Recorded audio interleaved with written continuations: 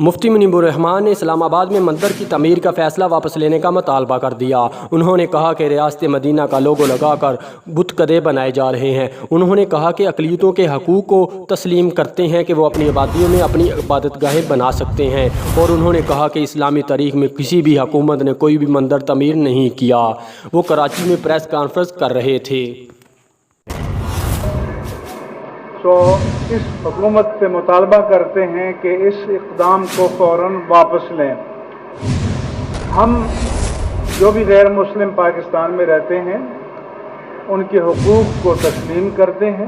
وہ اپنی زمین پر جہاں ان کی آبادی ہو اپنی مرضی سے اپنی عبادت گاہ بنا سکتے ہیں، لیکن اسلام کی 1450 سالہ تاریخ یا اس سے زیادہ تاریخ میں یہ نہیں ہوا کہ مسلم حکومت نے بت کدہ بنایا۔